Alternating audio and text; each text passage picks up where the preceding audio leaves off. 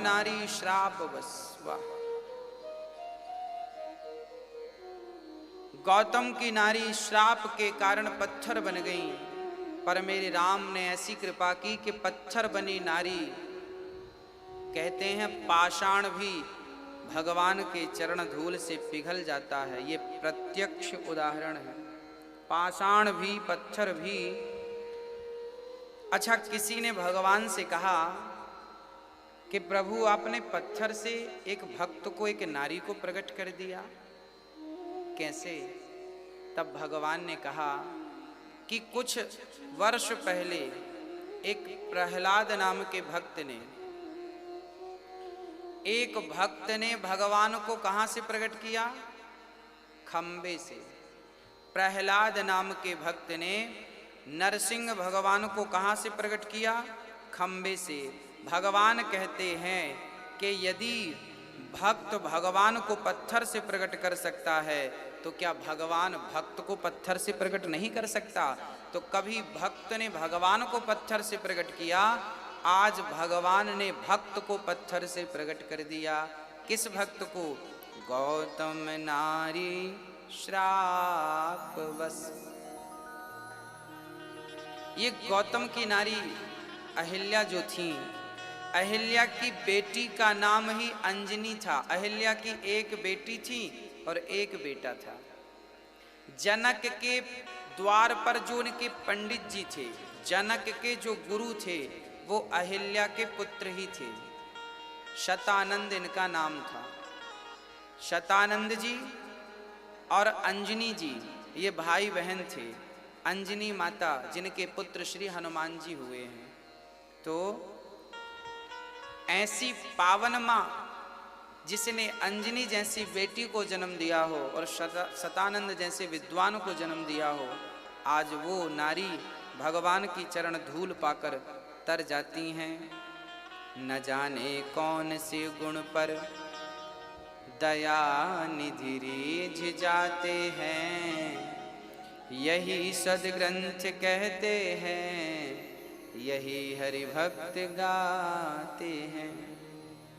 गोस्वामी जी यहाँ पर लिख रहे हैं, अस प्रभु दीन बंधु हरि, कारण रहित दयाल, तुलसीदास सठता ही भजो, छाणी कपट जंजाल। गोस्वामी जी कहते हैं, रे मन, ये जंजाल का त्याग क्यों नहीं करता और क्यों नहीं मेरे राम के चरण पकड़ लेता? देखो तो राम कितने दयालु हैं कि पत्थर की नारी को भी अपने चरण की धूल से तार देते हैं। ऐसे भगवान की कृपा हमें मिल जाए तो हम भी उनके परम प्रेम को प्राप्त कर लें, उनकी परम भक्ति को प्राप्त कर लें, उनके चरणों को प्राप्त कर लें। अब यहाँ पर भगवान श्री राम को मन मन में बड़ी गिलानी होने लगी। भगवान श्री राम सोचने लगे कि राम राम, मैं तो क्षत्रिय हूँ और गौतम की नारी तो ब्राह्मण पत्नी है। आज ब्राह्मण स्त्री के मस्तक पर मैंने चरण रखा, भगवान को लगा जरूर हमसे अपराध हो गया। तब अपराध कैसे मिटे? तब भगवान गंगा के किनारे पहुँच गए। चले राम लक्ष्मण के संगा, गए जहाँ जग पावन गंगा।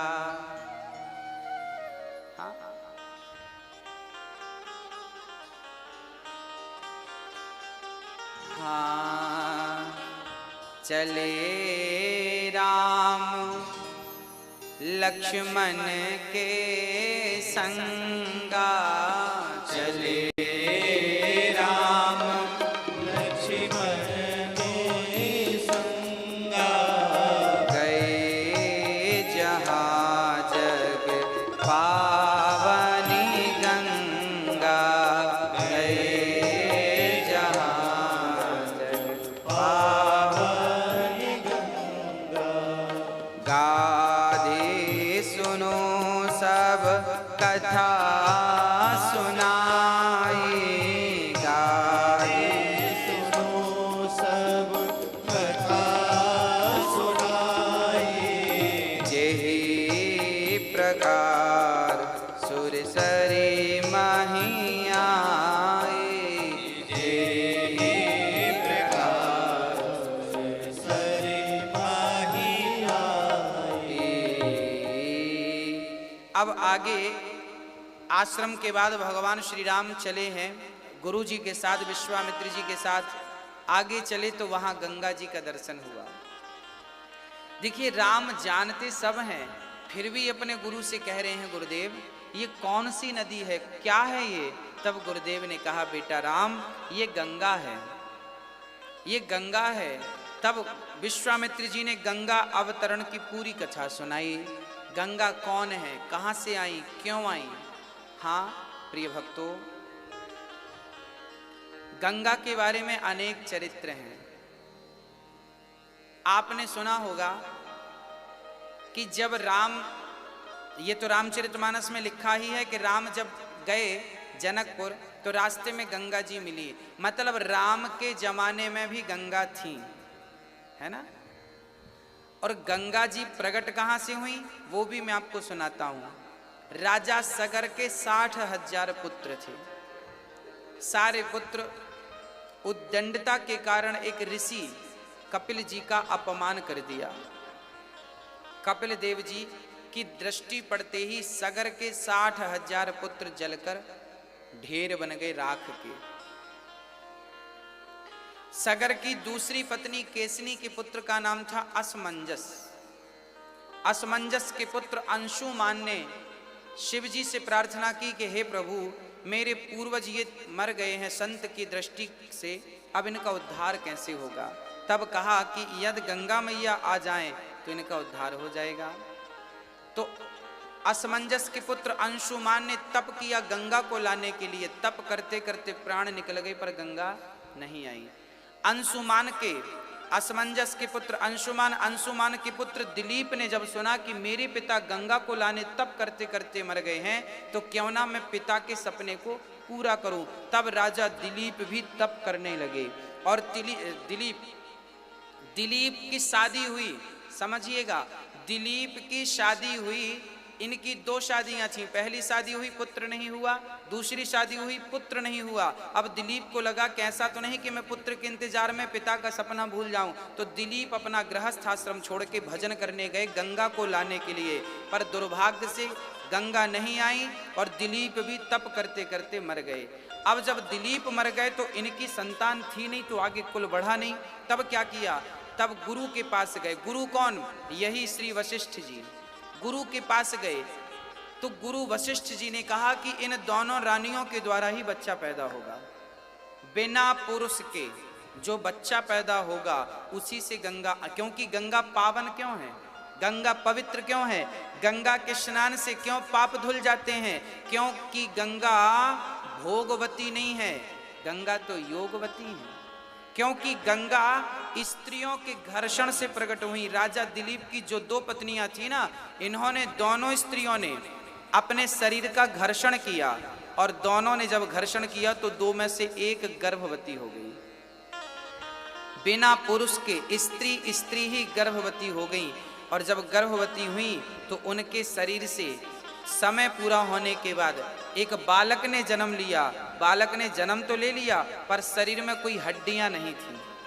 अब गुरु जी के पास गए कि गुरुदेव ये बच्चा तो हुआ है पर हड्डियां नहीं हैं।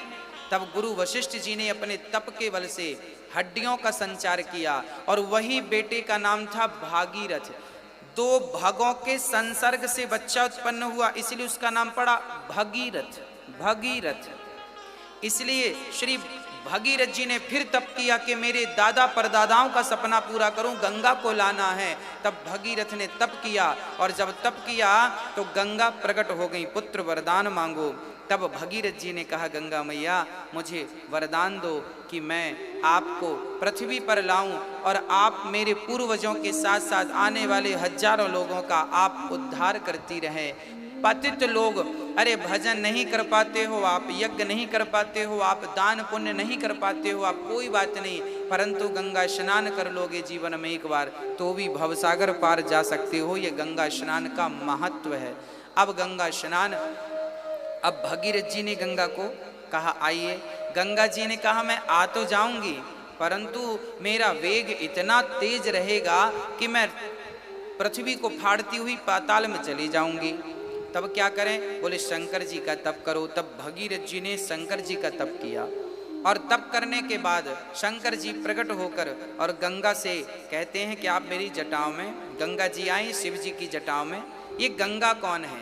कहते हैं कि जब भगवान 52 राजा बलि के द्वार पर 3 पग भूमि मांगने गए तो पहले पग में तो पूरा अतल वितल सुतल तलातल रसातल महातल मांग लिया, दूसरे पग में सत्यलोक को नापा, तीसरा पग कहाँ रखे? कहते हैं जब भगवान दूसरा पग लेकर गए ब्रह्मलोक में तो भगवान के अंगूठे से ब्रह्मांड फट गया। वामन भगवान ने इतना विशाल रूप बनाया कि इनके अंगूठे से, चरण के अंगूठे से ब्रह्मांड फट गया और ब्रह्मांड के बाहर का जल इनका अंगूठा धोता हुआ गिरने लगा। ब्रह्मा को लगा कि इस पानी से पृथ्वी डूब जाएगी। तब ब्रह्मा जी ने अपना कमंडल लिया और उस कमंडल में पूरा जल भर लिया। वो चरणोदक था, जो भगवान के चरणों का धोता हुआ जो जल था वो ब्रह्मा जी के कमंडल में था। और जब भागीरथ जी ने तप किया तो ब्रह्मा जी ने वही चरणों का जल छोड़ दिया। वह चरणोदक ही गंगा है। भगवान के चरणामृत, चरणों का धोया हुआ जल ही गंगा जल है। आज भी गंगा जल में आप प्रैक्टिकल करके देख लें, लाखों साल रख के देख लें, हजारों साल तक भरा रहे गंगा जल, कभी खराब नहीं होता, क्योंकि ये मेरे गोविंद के चरणों का धौमन है। इसलिए गंगा अपवित्र नहीं होती और गंगा सबको पावन करती हैं। और फिर गंगा जी ने जाकर गंगा सागर तक जाकर के गंगोत्री से निकलकर, अच्छा गंगा जी जब गई तो हरिद्वार के ऊपर जाह्नवी नाम के एक संत थे, जन्नू बाबा। तो जन्नू नाम के संत ने गंगा को पी लिया क्योंकि उनकी कुटिया गंगा ने बहा दी। तब भागीरथ जी ने कहा महाराज बड़ी तपस्या करने से गंगा प्रकट हुई है। तब संत ने अपनी जांघ से गंगा प्रकट की, इसलिए गंगा का एक नाम जाह्नवी भी पड़ा। और आगे चली तो 7 ऋषियों की कुटिया थी। तब गंगा ने 7 ऋषियों की कुटिया बचाते बचाते 7 धारा में प्रकट हो गई। तो हरिद्वार के ऊपर गंगा सप्त धारा में दिखाई पड़ती हैं। गंगा की 7 धाराएं दिखाई पड़ती हैं। 7 धाराएं क्यों हो गई? क्योंकि वहाँ 7 ऋषियों की, सप्तर्षियों की कुटिया थी। उन कुटियों को बचाती हुई जब गंगा आगे बढ़ी तो वो 7 धारा में परिवर्तित हो गई। और गंगोत्री से निकलकर जब गंगा मैया प्रयागराज पहुंची तो प्रयागराज में ऑलरेडी वहां पर यमुना मैया थी। तो यमुना है भगवान की पत्नी और गंगा है भगवान की दासी। तो दासी बड़ी के पत्नी बड़ी, तो गंगा मैया वहां रुक गई। गंगा मैया प्रयागराज में खड़ी हो गई थी, हाथ जोड़ के। किसके सामने हाथ जोड़ लिया? यमुना, क्योंकि यमुना भगवान की पत्नी है। हाथ जोड़ के खड़ी हो गई।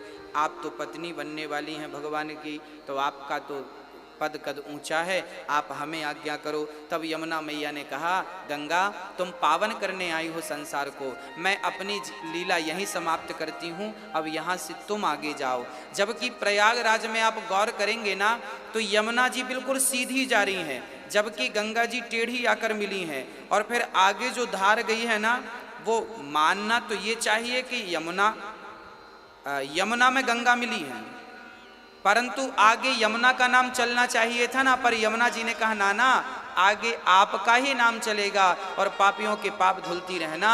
और आज तक वो यमुना मैया वहाँ अपने आप को विराम करती हैं और वहाँ से आगे स्वयं यमुना मैया गंगा को स्थान देती हैं। गंगा जी आगे चलती हैं और गंगोत्री से निकलकर प्रयागराज होती हुई गंगा सागर पहुंची, जहां सागर के 60,000 पुत्र की राख पड़ी थी। गंगा स्पर्श होते ही जल वो सारे लोग तर गए।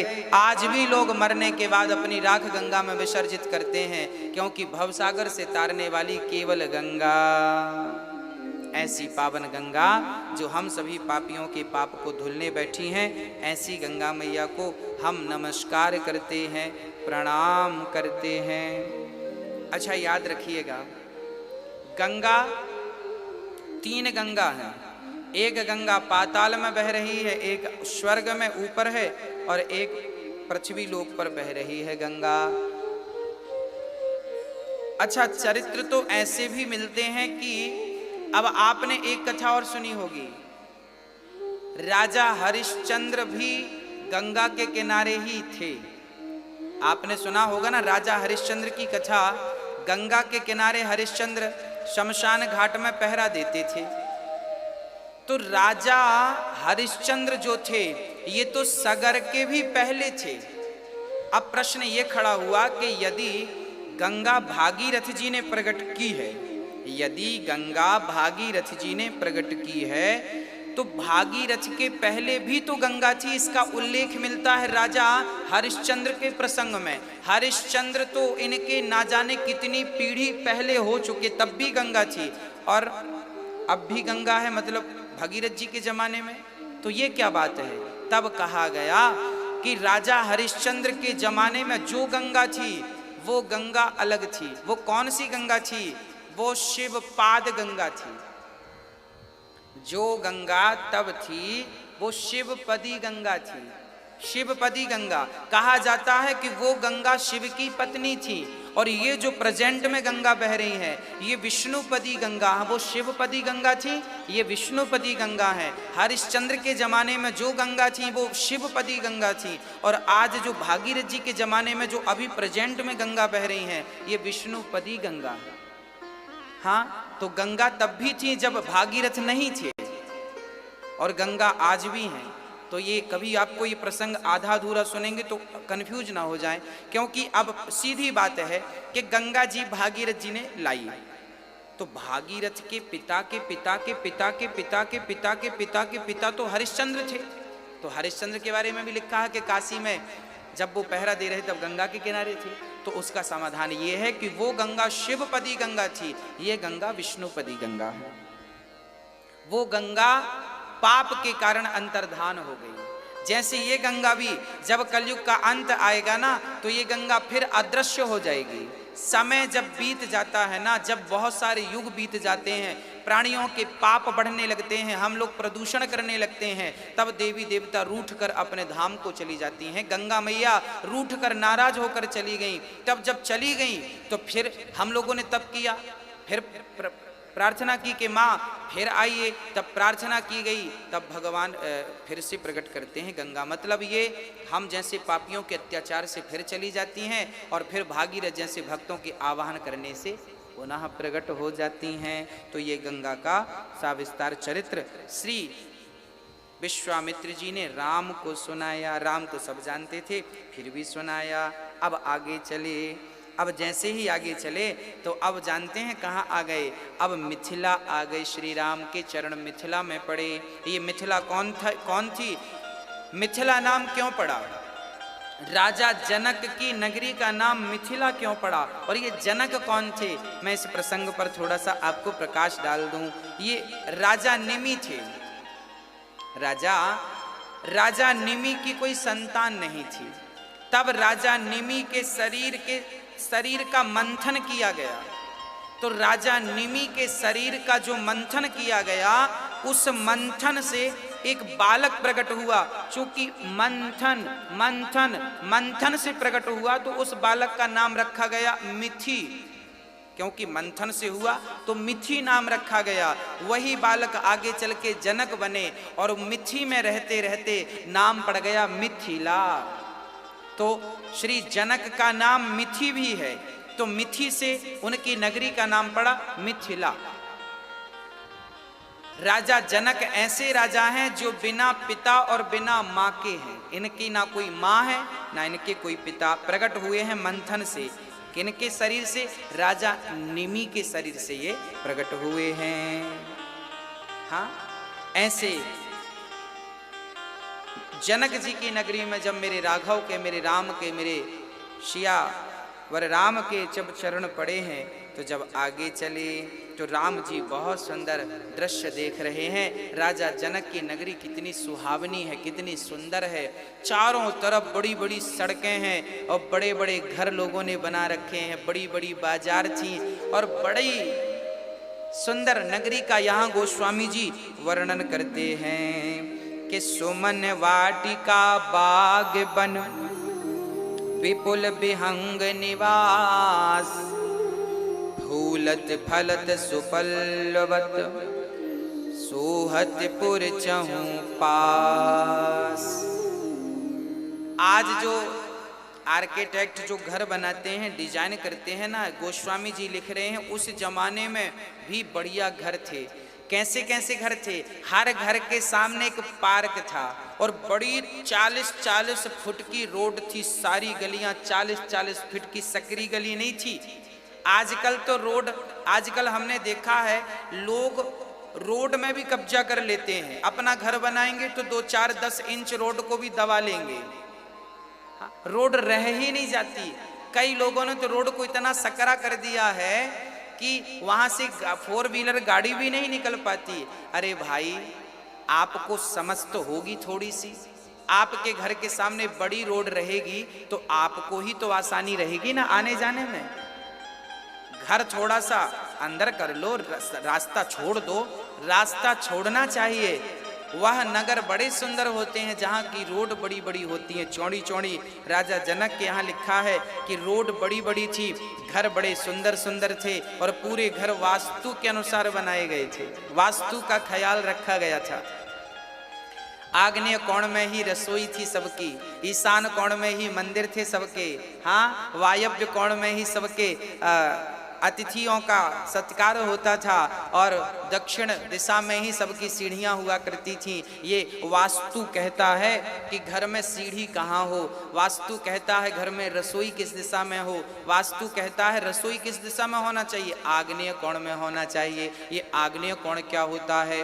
बोले पूरब, पूरब और दक्षिण का जो कोना है इसे आग्नेय कोण कहते हैं। इस दिशा में रसोई हो और माताओं का मुख रसोई बनाते समय पूरब की दिशा में हो, वो घर में वो रसोई सबसे उत्तम होती है, सबसे बेस्ट होती है।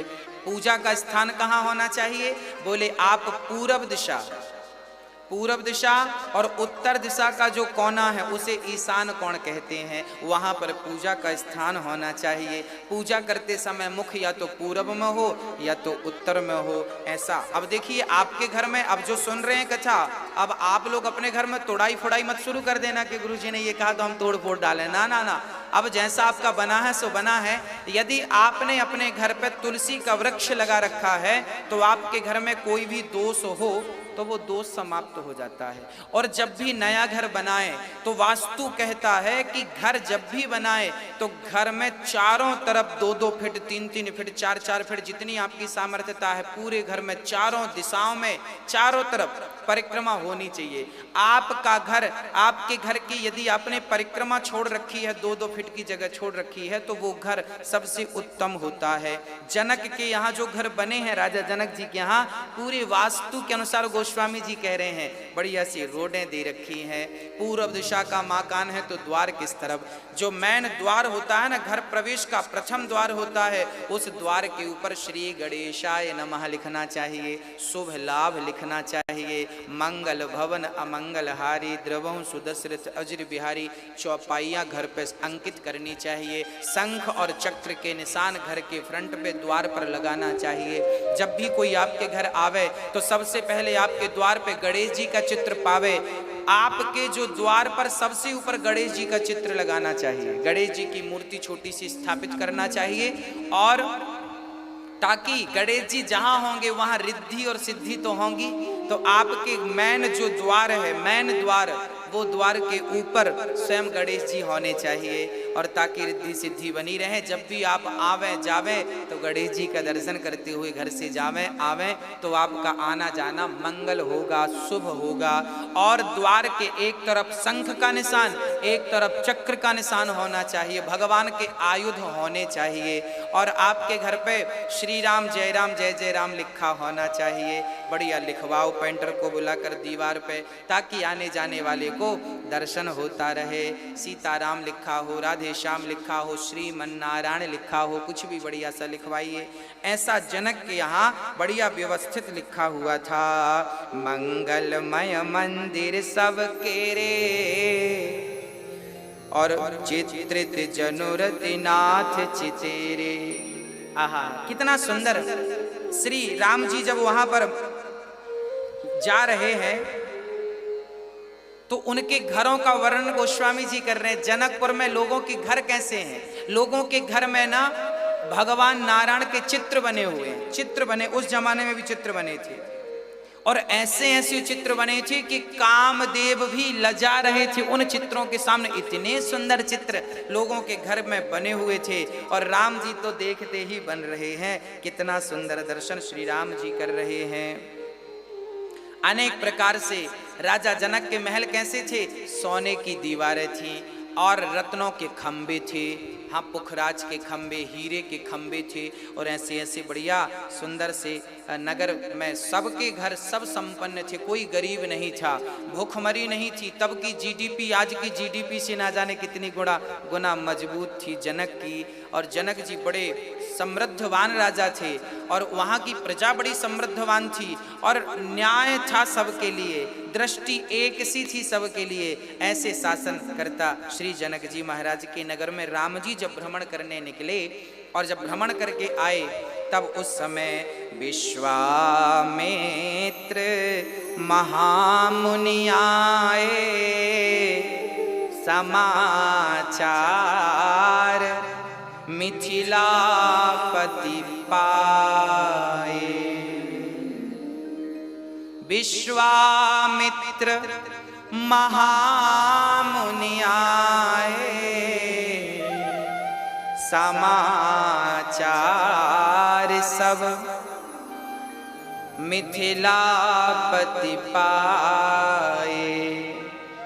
जब राम जी नगर देखकर आए तब समाचार जनक जी को पता चला कि हमारे नगर में गुरु श्री विश्वामित्र जी आए हैं। आगमानी करने के लिए, गुरुजनों का सत्कार करने के लिए जनक दौड़ पड़े। और जब राजा जनक दौड़ करके गए और विश्वामित्र जी को प्रणाम किया, सरकार आपकी जय हो, भले पधारे हो। विश्वामित्र जी आदर सत्कार कर रहे हैं, बैठिए बैठिए, जनक जी बड़ा स्नेह कर रहे हैं। तब तक हमारे राम लक्ष्मण जो नगर देखने गए थे वो वापस आ रहे हैं। राम जी ने नगर कैसे कैसे देखे? घर घर पूरा वास्तु से देखा। यहां एक छोटी सी बात मैं और कर दूं, कई लोगों को वास्तु का बोध नहीं होता, या होता है तो मानते नहीं है। कई लोग कहते हैं गुरु जी हम तो वास्तु शास्त्र नहीं मानते। आप मानो मत मानो, क्या फर्क पड़ता है?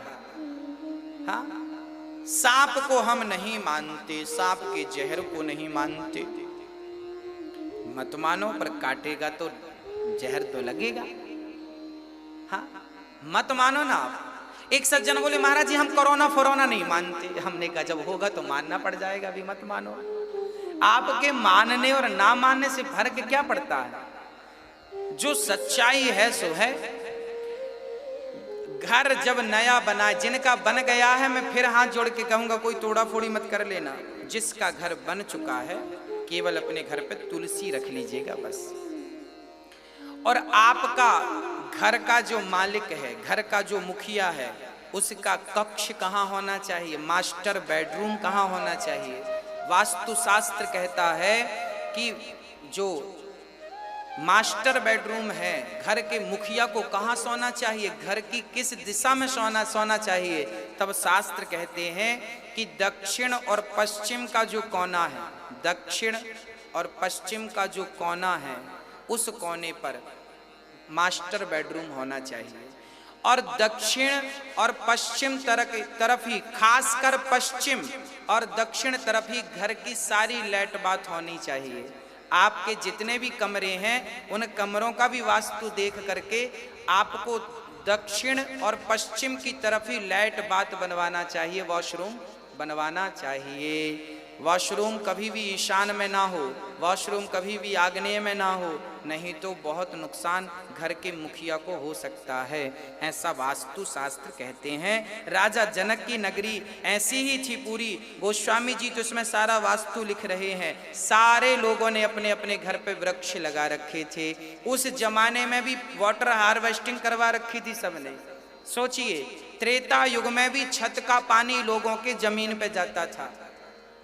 उस जमाने में भी घर का पानी जमीन के भीतर डालने का प्रयास करते थे और सारे घरों में बढ़िया बढ़िया वृक्ष लगे हुए थे, वृक्ष, ताकि ऑक्सीजन की कमी ना हो। अर्थात हमें भी जब घर बनाना चाहिए तो थोड़ी सी जगह वृक्षों के लिए जरूर नियुक्त करना चाहिए और वाटर हार्वेस्टिंग तो कराना ही चाहिए।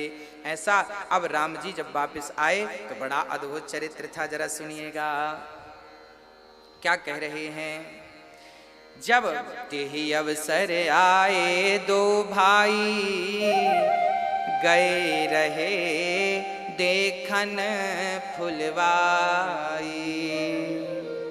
तेहि अवसर, जब जनक जी गुरु विश्वामित्र जी को प्रणाम कर रहे थे और बैठे वार्ता कर रहे थे, तभी राम लक्ष्मण नगर भ्रमण करके आए।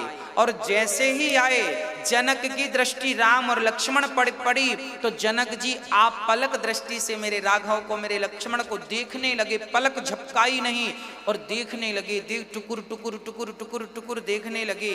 तभी विश्वामित्र जी ने कहा, जनक जी क्या हुआ? तब जनक जी बोले, सरकार मैं पागल हो गया।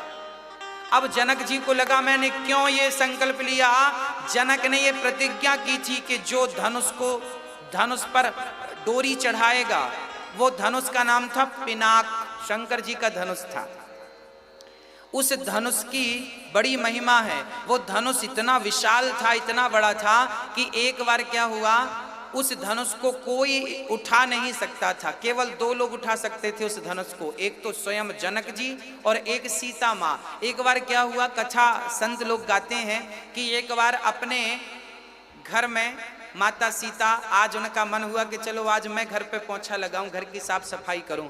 तो आज सीता माँ घर की साफ सफाई कर रही थी। अभी सीता जी की उम्र बहुत छोटी थी। जब घर की साफ सफाई सीता जी कर रही थी ना, तो माता सीता ने उस धनुष को बाएं हाथ से उठाकर दाहिने हाथ से पोंछा लगा दिया। जनक जी ने इस दृश्य को देखा।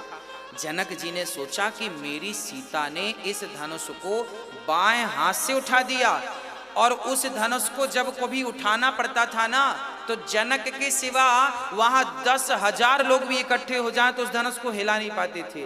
ऐसे धनुष को सीता जी एक हाथ से उठाकर रख दिया करती थी। तब जनक ने संकल्प लिया कि मैं अपनी बेटी सीता का विवाह उसी से करूंगा जो इस धनुष पर डोरी चढ़ा सकेगा। धनुष तोड़ने का कोई संकल्प नहीं था, केवल डोरी चढ़ाने का संकल्प था। भाई जो उठाएगा वही डोरी चढ़ाएगा, तो जो उठा पाए वही बलवान है। जनक जी को लगा, पहले के पिता ना जब लड़की देते थे ना, विवाह करते थे ना, तो पहले पूरा परख लेते थे लड़का कितने पानी में है, कैसा है, मतलब मेरी बेटी के योग्य है या नहीं, ऐसा सब देख लेना चाहिए। आज भी देख लेना चाहिए। आज तो कई बार धोखा हो जाता है, इसलिए आज भी जब अपनी बेटी का विवाह करें तो एक बार लड़के का मेडिकल टेस्ट जरूर करावें, मेडिकल टेस्ट जरूर करावें। और साथ साथ लड़का तंबाकू शराब पीता है कि नहीं, मेडिकल टेस्ट में आ जाएगा। तो लड़की के विवाह के पहले लड़की का जब आप विवाह करें तो लड़के का मेडिकल टेस्ट जरूर कराएं, ताकि सारी जानकारी पिता को लग जाए कि जिससे बेटी ब्याह रहे हैं वो ठीक ठाक है या नहीं, शराब तो नहीं पीता, अल्कोहल की मात्रा खून में आ जाएगी ना यदि पीता होगा तो, तंबाकू खाता होगा, जरा दांत वात चेक करना चाहिए, हाँ भाई दांत दिखाओ तुम्हारे। पहले के जमाने में आदमी जब बैल खरीदता था ना तो दांत देखता था कितने दांत का बैल है। लड़की ब्याह रहा तो दांत तो देखना ही पड़ेगा, तंबाकू खाता है कि नहीं। तो हम तो कहते हैं लड़की के पिता को लड़के के दांत सब देखना चाहिए, तंबाकू खाता है तो दांत अलग होंगे उसके, इसलिए दांत वाँत चेक कर लेना चाहिए। जिनके दांत रंगे हो उनसे शादी कभी नहीं करना चाहिए। गुटखा तंबाकू वालों को शादी आदि नहीं करना चाहिए इनसे। हाँ, इनको कैंसर का खतरा, कभी भी ये मर सकते हैं कैंसर से। लड़की फिर अकेली कहाँ रहेगी, लड़की के बाप को सब देखना पड़ता है। तंबाकू खाओगे कैंसर होगे, मर जाओगे, फिर वो बेचारी कहाँ भटकेगी। तो मरना है तो सब पहले ही निपट जाओ, बाद में ना हो सब। इसलिए लड़की के पिता को सब पहले से देख लेना चाहिए, मेडिकल टेस्ट करना चाहिए। जनक जी भी ये टेस्ट कर रहे हैं कि मेरी बेटी से विवाह वही करेगा जो धनुष को उठा सके। इस प्रकार की बड़ी सुंदर अद्भुत चर्चा है। और राम लक्ष्मण को जब जनक जी ने देखा तो राम को देखते ही जनक जी का संकल्प भूल गया। मैंने क्या संकल्प लिया था, सारा कुछ जनक जी महाराज भूल गए और मन में विचार आने लगा कि मैं अपनी बेटी का इनसे विवाह क्यों ना कर दूं, कितने सुंदर हैं ये। मन में विचार आने लग गया, राम से विवाह कर दूं कर दूं कर दूं, पर संकल्प ले लिया, अब क्या करूं, कोई बात नहीं, अब जो होगा सो देखा जाएगा।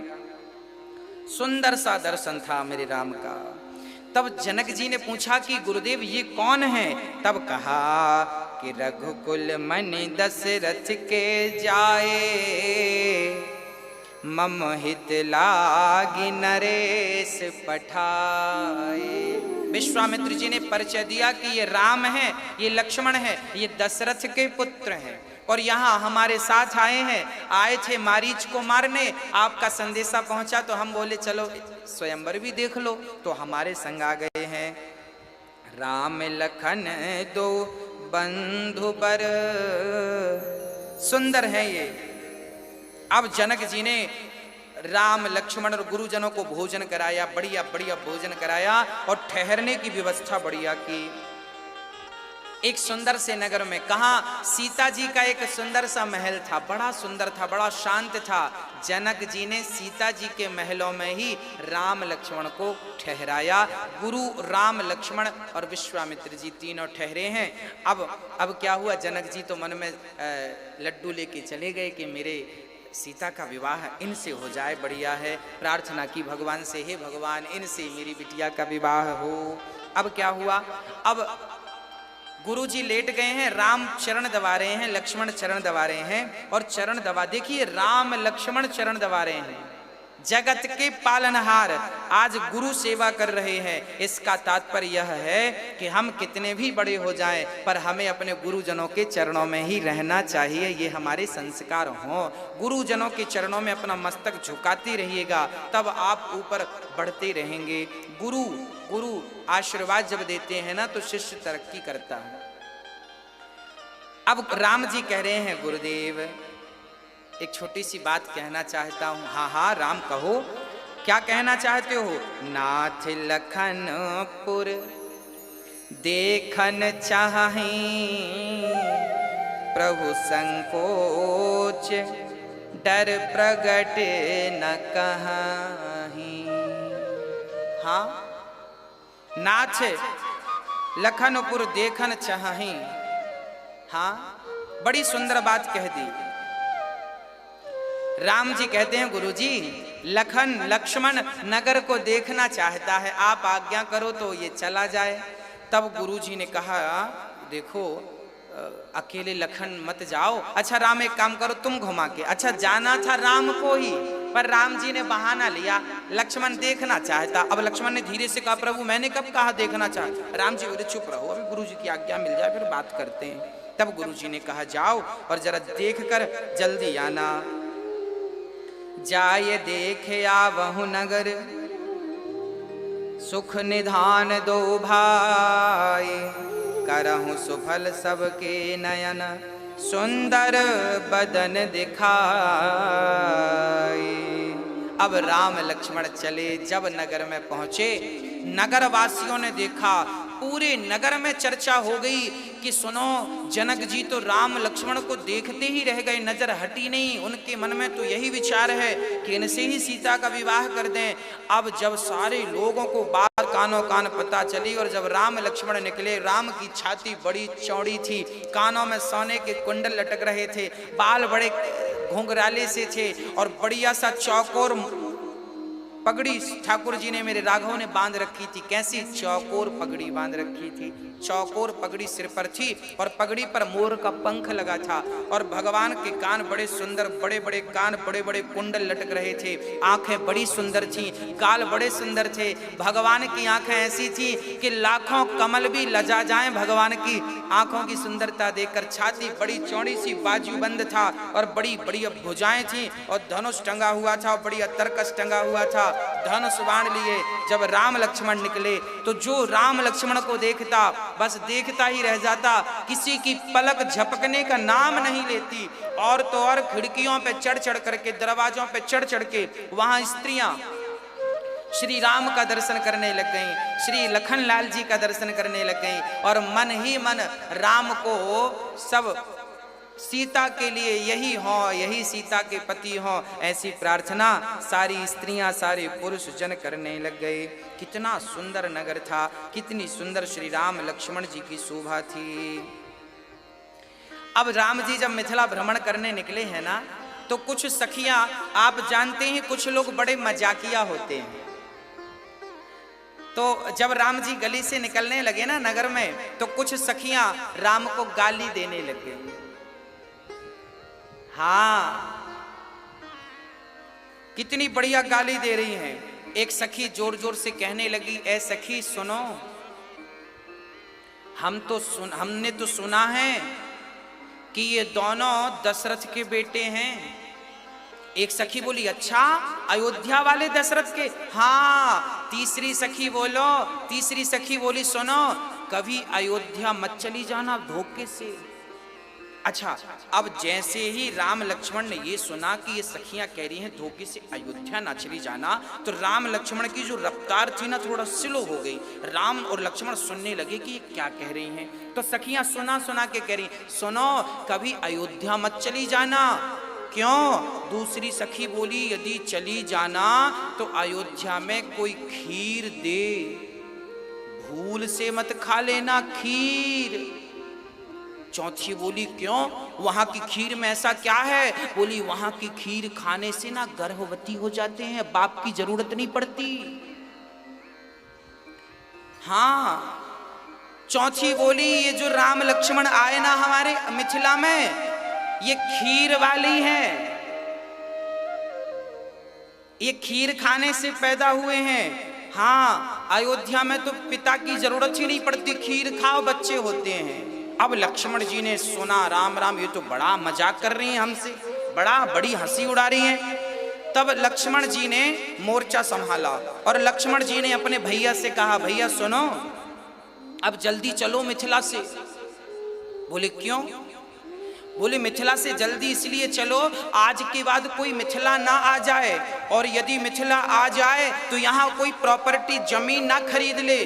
क्यों? बोले, जमीन खरीद लिया और घर बनाने के लिए खुदाई शुरू की, और खुदाई करोगे तो यहाँ बिटिया पैदा हो जाएगी। हमारे यहाँ तो बाप की जरूरत नहीं पड़ती, यहाँ तो माँ बाप किसी की जरूरत नहीं पड़ती, जमीन खोदो बच्चे मिलते हैं। ऐसा श्री लक्ष्मण जी ने कहा। लक्ष्मण जी कह रहे हैं कि यहाँ तो जमीन खोदने से, मिट्टी खोदने, क्योंकि सीता का जन्म ऐसी तो हुआ था। ये सीता माँ कौन है और इनका जन्म कैसा है? गोस्वामी जी लिख रहे हैं कि सीता माता इतनी सुंदर थी, इतनी सुंदर थी, इतनी सुंदर थी कि इनकी उपमा किससे दें? लक्ष्मी से दें ना। लक्ष्मी माता भी इतनी सुंदर नहीं जितनी हमारी सीता अम्बा है। तो चांद से दे दें ना, चांद तो इनके चरण के अंगूठे जितना भी नहीं है। करोड़ों कामदेव लजा जाएं, इतनी सुंदर माता सीता थी। और माता सीता के जन्म की क्या चर्चा है, इसकी चर्चाएं अनंत हैं। अब मैं कुछ चर्चाएं आपके सन्मुख रखता हूं, जो हमने संत जनों के मुख से सुनी है। सारी कथाएं आपको हम रख देते हैं। क्या क्या कथा है जरा सुनिएगा। पहली कथा तो ये है कि सीता माँ पृथ्वी से प्रकट भई। हुआ क्या था, जनक जी के कोई संतान नहीं थी। तब जनक जी ने भगवान से बहुत प्रार्थना की, बहुत पूजा की कि प्रभु कोई संतान हो। तब इन्हें स्वप्न आता है कि जनक जी तुम सोने का हल बनाओ और अपनी जमीन पर चलाओ, तुम्हें कन्या प्राप्त होगी। सोने का रथ बनाकर चलाया तो पृथ्वी माँ से एक सुंदर सी कन्या प्रकट भई, जिनका नाम था सीता। अब यहाँ पर कुछ लोग ये भी कहते हैं, कुछ लोग ये कहते हैं कि सीता रावण की बेटी है। अब सीता का रावण से क्या संबंध है, कैसे बेटी है, ये भी मैं आपको स्पष्ट कर दूं। ऐसा विद्वान लोग कहते हैं। ये बात कहाँ लिखी है मैं जानता नहीं हूँ, पर संतों के मुख से सुनी है तो आपको सुना रहा हूँ। ये सीता की सच्ची चर्चा तो यही है कि सीता माँ पृथ्वी से प्रकट हुई। पर कुछ लोग ये भी कहते हैं कि रावण की बेटी है। अच्छा, रावण की बेटी किस आधार पर कहते हैं वो भी मैं आपको स्पष्ट कर दूं। बात ऐसी है कि एक बार रावण संतों से खून लेकर के, रावण संतों से टैक्स किसका लेता था जानते हो? उनके खून का टैक्स लेता। चलो टैक्स में अपना खून दो, तब संत लोग अपना कुछ कुछ काट काट के रावण को खून दिया करते थे, ब्लड दान किया करते थे, रक्त दान किया करते थे, सारे ब्राह्मणों का, संतों का। अच्छा, रावण संतों को बड़ा सताता था, सारा रक्त लेता था ताकि रक्त के बिना ये मर जाए। हाँ, तो टैक्स में रक्त लेता था। एक घड़े में इसने सारा रक्त भरा संतों का और मंदोदरी को लाकर दे दिया। एक बार रावण के मन में कुछ खिचड़ी चल रही थी, मैं अभी बताऊंगा क्या खिचड़ी थी। खिचड़ी ये थी, रावण जनक से बहुत जलता था, क्योंकि जितनी सुंदर लंका थी ना, उससे कई गुना ज्यादा सुंदर मिथिला थी। मिथिला बोले तो आज वो मिथिला बिहार में, बिहार प्रांत जो नेपाल से लगा हुआ है वो मिथिला नगरी है। तो ये जो नगरी थी ना बड़ी सुंदर थी, बहुत सुंदर थी। तो रावण जलता था जनक जी से कि इनके पास इतना वैभव है, इतनी संपदा है। तो रावण ने एक दिन सोचा कि संतों का रक्त इनकी जमीन पर गाड़ दूंगा, तो जहां संतों का रक्त होता है ना वहां बारिश नहीं होती, बारिश नहीं होगी, इनको सूखा पड़ जाएगा, संत प्रजा श्राप देकर नष्ट कर डालेगी। तब संतों का रक्त इकट्ठा किया रावण ने, और इकट्ठा करके और वो मंदोदरी को देता है कि जरा तुम संभालना, हम आएंगे ले जाएंगे। अब रावण अपने काम से चला गया। एक दिन क्या हुआ कि वो रक्त, रात्रि को प्यास लगती है मंदोदरी को, मंदोदरी को प्यास लगी तो रक्त को पानी का घड़ा समझ करके वो रक्त पी लिया। मंदोदरी ने संतों का रक्त पी लिया, और जब पिया तो कुछ दिनों के बाद वो गर्भवती हो गई। एक दिन रावण से मंदोदरी ने कहा, अच्छा मंदोदरी गर्भवती होगी क्योंकि वो संतों का रक्त था। जब मंदोदरी गर्भवती हुई तो रावण से कहा मंदोदरी ने कि हमने सुना है कि आप गर्जना करते हैं तो गर्भवती नारियों के गर्भ गिर जाते हैं। रावण बोला गिर तो जाते हैं, तो एक बार हम आपकी वो गर्जना सुनना चाहते हैं। मंदोदरी ने कहा सुनाइए। अब रावण पहाड़ पर चढ़ा और गर्जना की। जब गर्जना की तो मंदोदरी जो गर्भवती थी गर्भ गिर गया। गर्भ गिरा तो उस गर्भ को उठाकर मंदोदरी ने उसी घड़े पर डाल दिया, और रावण आया तो बोला मैंने घड़ा दिया था, कहाँ है? बोले ये है। वो घड़ा ले जाकर रावण ने जनक की नगरी में गाड़ दिया। इसलिए गाड़ा कि यहाँ पर बारिश नहीं होगी, संतों का श्राप लग जाएगा, संतों का रक्त है इसमें। पर उल्टा हुआ, उस मंदोदरी के गर्भ से जो गर्भ गिरा अब वो घड़े में था, और पृथ्वी माँ ने उसका लालन पालन शुरू किया। और समय जब हुआ तो जनक को स्वप्न आया, और जनक ने सोने के हल से जब खोदा तो वहां पर एक कन्या उत्पन्न हुई, वह सीता थी। चूंकि वो मंदोदरी के गर्भ से निकली थी, इसलिए कहा जा सकता है कि ये रावण की बेटी है। इसके कोई सबूत नहीं है कहीं, ये बात केवल मनमुखी सुनी है हमने संतों के मुंह से, वो आपको सुनाई है। हाँ, अब रावण तो रावण ब्राह्मण था, सब कुछ जानता था। रावण जान गया कि ये मेरी बेटी है। अब आगे मैं आपको सुनाता हूं। इस हिसाब से रावण सीता का पिता हुआ। अच्छा, यहां पर आप देखेंगे जब सीता स्वयंवर होता है ना तो रावण भी आया था।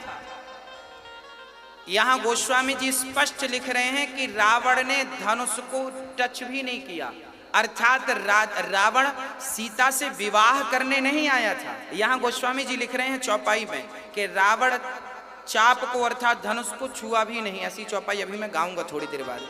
रावण ने धनुष को, आया तो था सीता स्वयंवर में रावण, पर रावण अपनी बिटिया को देखने आया था, ऐसा संत जन कहते हैं। और जब राम ने धनुष तोड़ दिया तब रावण ने राम से कहा था कि प्रभु समय लगे तो हमारी बिटिया को लेके लंका आइएगा, आपका सम्मान स्वागत करेंगे। राम जी ने कहा देखो हम तो आएंगे नहीं। तो रावण बोला फिर मत आओ, हम अपने तरीके से ले आएंगे। तो इसलिए फिर रावण ने सीता माता को चुराया। इसलिए चुराया कि वो अपना कल्याण करना चाहता था। आगे मैं चरित्र सुनाऊंगा प्रसंगवश, अभी तो केवल सीता माँ के जन्म की चर्चा हमने आपको सुनाई है। अब सीता माँ जनक की पुत्री है और बड़े प्रेम से भ्रमण करके जब मेरे राम वापस आए, जब वापस आए, शाम हुई, भोजन प्रसादी ब्यारू किया और प्रेम पूर्वक राम जी रात्रि को सोने के पहले गुरु जी के फिर से चरण दबाने लगे। मुनिवर शयन किए, मुनिवर शयन कीन तब जाई, लगे चरण चापन दो भाई। जब गुरु विश्वामित्र जी आराम करने लगे, जब गुरु के पास आप हो तो बिल्कुल निश्चित है कि उनके चरण सेवा जरूर करें।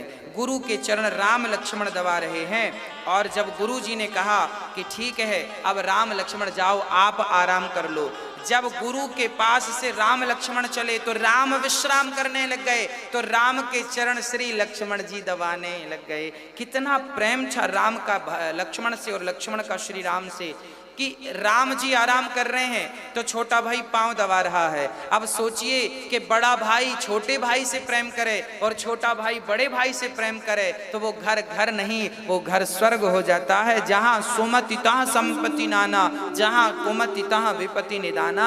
इसलिए जहाँ प्रेम अधिक होता है वहाँ संसार का सारा सुख व्याप्त होता है। अब राम जी लेट गए और लक्ष्मण जी चरण दबा रहे हैं। चापत चरण लखन और लाए, सभय प्रेम परम सचुपाए। अब राम जी ने कहा कि देखो लक्ष्मण जाओ, रात्रि बहुत हो गई है, जाकर सो जाओ। तो राम जी सोए, गुरु जी सोए, पर लक्ष्मण नहीं सोए। क्या लिख रहे हैं गोस्वामी जी? उठे लखनु निसी विगत सुनी, अरुण निषाद धुनिकान, गुरु ते पहले जगतपति, जागे राम सुजान।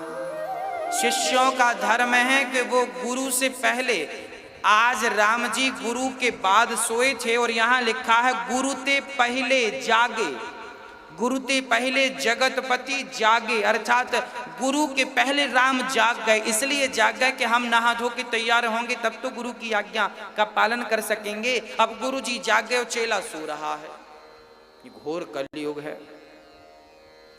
तब तो लक्ष्मण जी, अच्छा राम जी के लिए जागने लिखा है और श्री लक्ष्मण जी तो सोए ही नहीं थे। तो लक्ष्मण जी उठे, लखन बैठे थे लक्ष्मण जी तो उठ गए।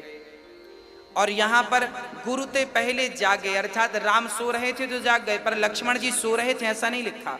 उठे मतलब बैठे थे, रात्रि में पहरा दे रहे थे, बैठ गए थे, उठ गए। चलो सवेरा हो गया, 4 बज गए, उठे, जल्दी से नहाया धोया और राम जी के सामने खड़े हो गए। जब राम जी के पास लक्ष्मण जी आ गए तब लक्ष्मण जी जागे, और जब लक्ष्मण और राम जाग गए उसके बाद श्री गुरु विश्वामित्र जी जागे। ऐसी गुरु भक्ति, ऐसी भाई की भक्ति रामचरित के सिवा दुनिया में कहीं और प्राप्त नहीं हो सकती।